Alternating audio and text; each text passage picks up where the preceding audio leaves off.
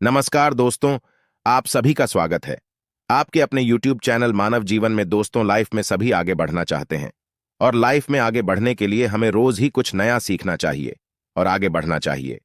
तो चलिए आज की प्रस्तुति शुरू करते हैं। श्री शिवाय नमस्तुभयम दोस्तों, 28 अक्टूबर 2024 सोमवार रमा एकादशी तिथि के दिन घर में इस जगह फेंक देना एक छुटकी काला तिल होगी। हर मनोकामना पूरी मिलेगी, सभी दोषों से मुक्ति आपके सभी शत्रुओं का होगा।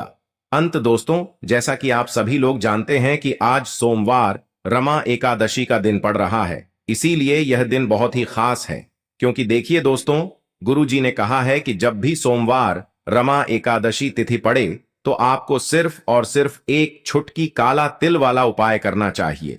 यह उपाय इतना खास है कि अगर आपने सही मुहूर्त पर सही क्रिया अनुसार एक छुटकी काला तिल वाला उपाय कर लिया, जो प्राचीन काल के समय का महा उपाय है, तो मान के चलिए दोस्तों, भगवान भोलेनाथ के आशीर्वाद से आपके जीवन का कितना ही बड़ा दुख हो, उससे आपको मुक्ति मिल जाएगी। आपकी कोई भी मनोकामना हो, मान लीजिए आप नौकरी की तैयारी कर रहे थे, आपकी नौकरी लग जाएगी, आपका बंद पड़ा व्यापार चल पड़ेगा, जिस बीमारी से आप बहुत दिनों से परेशान थे उस बीमारी से आपको मुक्ति मिल जाएगी। आपके जीवन में धन आना शुरू हो जाएगा, आपके जीवन में धन आने के सारे रास्ते खुला जाएंगे और मान के चलिए दोस्तों, फिर आपको किसी भी प्रकार की परेशानी का सामना नहीं करना पड़ेगा।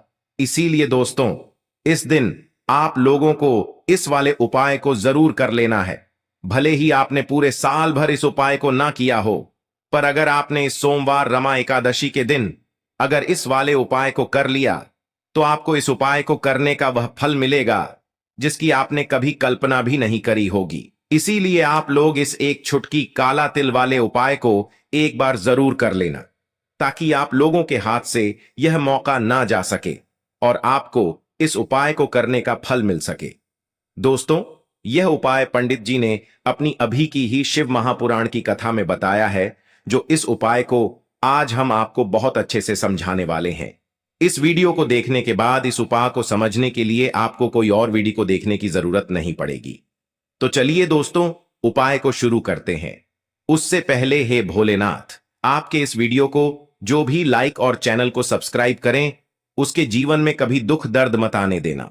साथ ही साथ कमेंट बॉक्स में 5 बार हर हर महादेव जरूर लिखें, ताकि भग्न भोत सब इसी सभ्यता दू कि आप लोग वीडियो को पूरा नहीं देखते हो, काट काट कर देखते हो और गलत गलत उपाय को कर लेते हो। तो आपसे निवेदन है कि वीडियो को पूरा जरूर देखें। देखिए दोस्तों, यह सोमवार रमा एकादशी तिथि का दिन यह इतना खास होता है, इतना महत्वपूर्ण होता है। देखा गया है कभी कभी बड़े बड़े पूजा पाठ अनुष्ठान से जो मनोकामना पूर्ण नहीं होते, वह सोमवार रमा एकादशी तिथि के दिन एक छोटे से उपाय करने से ही आपकी मनोकामना पूर्ण हो जाती है। और बहुत सारे लोगों ने इस उपाय को किया भी है और उनको इस उपाय को करने का फल भी जरूर मिला है। अगर आप लोग भी इस उपाय को करना चाहते हैं तो आप इस उपाय को पहले अच्छे से समझ लेना, सुन लेना, उसके बाद करना। आपको इस उपाय का फल जरूर मिलेगा और इस उपाय को कर लेने से आपके घर में चाहे किसी भी प्रकार की दुख और समस्या क्यों ना चल रही हो, आपको उसका कारण भी नहीं पता है कि भाई यह समस्या किस कारण से चल रही है, उसका कुछ भी कारण हो सकता है, जैसे पितृदोष हो सकता है या किसी भी तरह का मंगल दोष भी हो सकता है। तो इस दिन आप लोगों को यह वाला उपाय कर लेना है। यह एक ऐसा उपाय है जिस उपाय को अगर किसी विशेष दिन पर किया जाए तो भाई उस विशेष दिन का जो है वह तो हमें मिलता ही मिलता है, पर हमने उस दिन पर इस एक छुटकी काला तिल वाले उपाय को किया है तो हमें उससे भी बड़ा फल मिलता है और फल बहुत जल्दी मिलता है, क्योंकि आप इस उपाय को बहुत ही बड़े और विशेष दिन पर कर रहे हो। तो चलिए अब उपाय के बारे में बात करते हैं, लेकिन उससे पहले आप लोगों को यह जानना आवश्यक है कि आखिर यह उपाय किस समय करना है, किसको करना है और कैसे करना है। तो चलिए हम आगे आपको वीडियो में एक एक करके बता देते हैं। तो दोस्तों, एक छुटकी काला तिल वाले उपाय को हमें इस सोमवार रमा एकादशी के दिन कैसे करना है, किसको करना है, किस समय करना है और कहां पर करना है ये सारे सवालों के जवाब आपको इस वीडियो में मिल जाएंगे। और जो ये वीडियो देखेगा भाई, उसको एक छुटकी काला तिल वाला उपाय जरूर करना चाहिए। क्योंकि इस दिन शत्रुओं और किसी भी दोष, किसी भी बीमारी से मुक्ति पाने के लिए एक चुटकी काला तिल का बहुत ही बड़ा और विशेष महत्व होता है। और जब बात आ जाए एक चुटकी काला तिल की, तो यह सोने पर सुहागा वाली बात हो जाती है और यह एक बहुत ही बड़ा उपाय हो जाता है। अब दोस्तों, इस एक चुटकी काला तिल वाले उपाय को आखिर करना किसको है, सबसे पहले हम लोग वह बात जान लेते हैं। तो देखो, घर की जो बड़ी माताएं बहनें होती हैं, उन माताओं बहनों में से कोई भी एक बड़ी माता बहन इस वाले उपाय को कर सकती है। और दोस्तों, अगर आप चाहे तो अपने घर में से सभी सदस्यों को भी इस उपाय को करवा सकते हैं। अगर किसी व्यक्ति की खुद की कोई मनोकामना है, खुद की कोई दुख और परेशानी है जो कि वह अपने लिए ही करना चाहता है इस वाले उपाय को, तो वह खुद अपने लिए भी कर सकता है।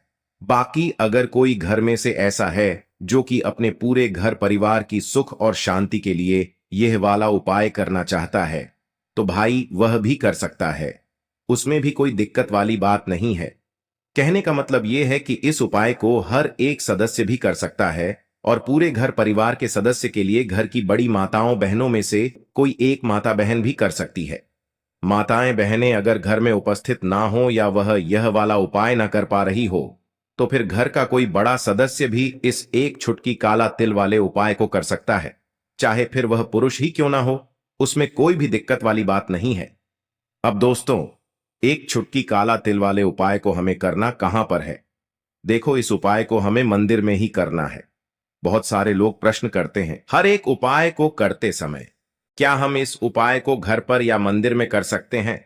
देखो, तो इस वाले उपाय को आप मंदिर पर करोगे तो अच्छा रहेगा, घर में नहीं करना है इस वाले उपाय को। उसके बाद में दोस्तों, जो अगला प्रश्न निकलकर आता है वह यह आता है इस उपाय को लेकर कि आखिर इस उपाय को हमें किस समय करना है, सुबह के समय करना है कि शाम के समय करना है? तो देखो, इस वाले उपाय को आप लोग सुबह के समय भी कर सकते हो और शाम के समय प्रदोष काल में भी कर सकते हो। अब अगर आप पूछो कि भाई सबसे उत्तम समय कौन सा रहेगा इस एक चुटकी काला तिल वाले उपाय को करने का, तो हम आपसे बस यही कहेंगे कि इस उपाय को आप शाम के समय करेंगे तो ज्यादा बेहतर होगा, क्योंकि सोमवार रमा एकादशी तिथि का दिन है और इस दिन प्रदोष काल के बहुत महत्व होता है। बाकी अगर सुबह के समय भी करेंगे तो भी अच्छा होगा, उसमें कोई भी दिक्कत वाली बात नहीं है। तो अब दोस्तों, जो अगली सबसे बड़ी और महत्वपूर्ण बात आती है वह यह आती है कि सुबह अगर हम उपाय को करेंगे तो हमें कितने बजे से लेकर कितने बजे तक के बीच में करना है, और शाम के समय प्रदोष काल में करेंगे तो हमें कितने बजे से लेकर कितने बजे के बीच में करना है। तो देखो, सुबह जितनी जल्दी हो सके आप उपाय को करने की कोशिश करना। बाकी अगर किसी कारणवश लेट भी हो जाओ, थोड़ी देर भी हो जाए तो देखो, सुबह जितनी जल्दी हो सके आप उपाय को करने की कोशिश करना। बाकी अगर किसी कारणवश लेट भी हो जाओ, थोड़ी देर भी हो जाए, तो 10 या 11 बजे तक भी आप उपाय कर लेना, पर 12 बजे से ज्यादा देरी ना हो। ठीक है, इस बात का ध्यान रखना।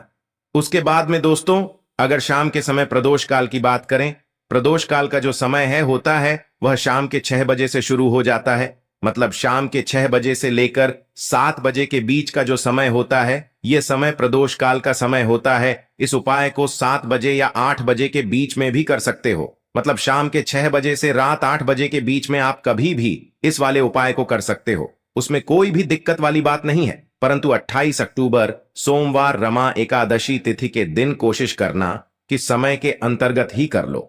किसी कारणवश न कर पाओ तो थोड़ा देरी से भी कर सकते हो। चलिए जानते हैं। देखिए, इस उपाय के लिए आपको 2 दीपक लेने होंगे। दोनों ही दीपक आप मिट्टी के भी ले सकते हैं और दोनों ही दीपक आप शुद्ध आटा मड़क के भी तैयार कर सकते हैं। अब दोस्तों, दोनों ही दीपक के अंदर आपको शुद्ध घी का प्रयोग करना होगा और एक दीपक के अंदर आपको गोल रुई की बाती का प्रयोग करना होगा और एक दीपक के अंदर आपको लंबी बाती का प्रयोग करना होगा। लंबी बाती वाले दीपक के अंदर आप मौली वाला जो धागा आता है कलावा का, उसकी बाती का प्रयोग भी आप लंबी बाती वाले दीपक के अंदर कर सकते हैं। देखिए, 2 दीपक वाला यह चमत्कारी उपाय केवल सोमवार रमा एकादशी की रात्रि में ही किया जाता है, इसीलिए आपको इस उपाय को बहुत ही ध्यान से समझना। इसी के साथ में आपको एक चुटकी काले तिल के दाने लेना है और इसी के साथ में आपको मात्र एक चुटकी हल्दी भी लेनी होगी। अब दोस्तों, यह सभी सामग्री लेकर के आपको रात्रि के समय पहुंच जाना है अपने घर में, जहां कहीं भी तुलसी जी का पौधा, तुलसी माता का निवास स्थान है, वहां पर देखिए दोस्तों, सबसे पहले तो आपके पास जो एक गोल बाती का दीपक, उसे आपको तुलसी जी के वहां पर प्रज्वलित करना है। दीपक को प्रज्वलित करते समय आपको ओम नमो भगवते वासुदेवाय इस मंत्र का 11 बार जाप कर लेना है। अब देखिए दोस्तों, आप जो एक छुटकी काले तिल के दाने लेकर के आए हैं, उन्हें आपको अपने सीधे हाथ में रखना है, और जो आपने गोल बाती वाला दीपक प्रज्वलित किया है माता तुलसी जी के वहां पर, उसके ऊपर से आपको इन एक छुटकी काले तिल को घड़ी की दिशा में घुमाना है।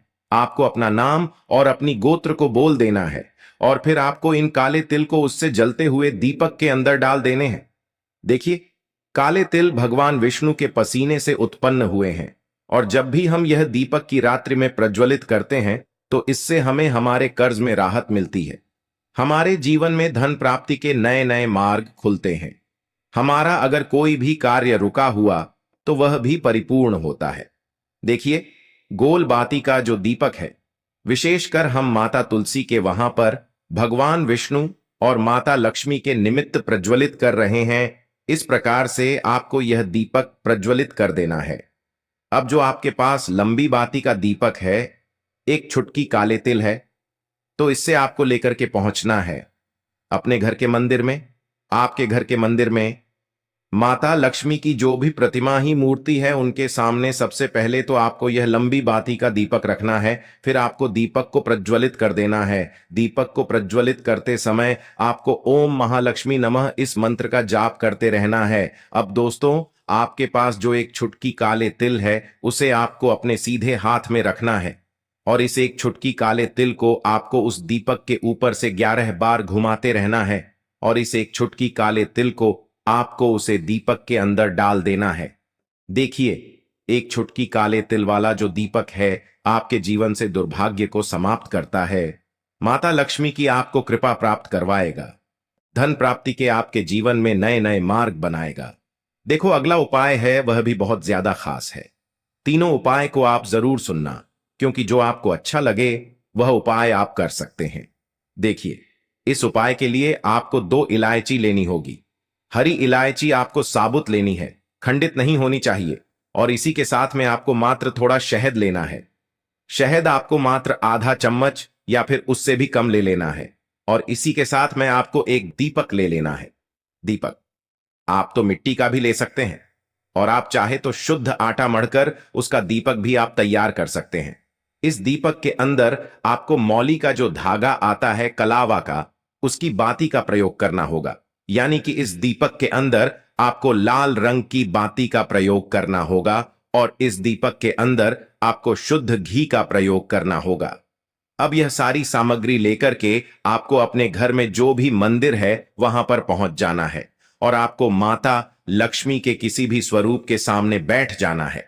अगर माता लक्ष्मी की फोटो है, माता लक्ष्मी की प्रतिमा है, तो उनके सामने आपको बैठ जाना है। अगर माता पार्वती की प्रतिमा है तो उनके सामने आपको बैठ जाना है। यानी कि किसी भी माता के स्वरूप के सामने आपको बैठ जाना है।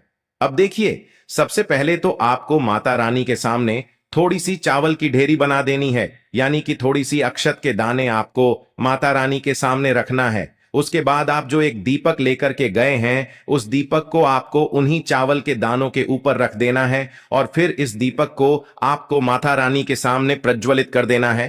देखें, इस दीपक को प्रज्वलित करते समय आपको ओम महालक्ष्मी नमः इस मंत्र का लगातार जाप करते रहना है।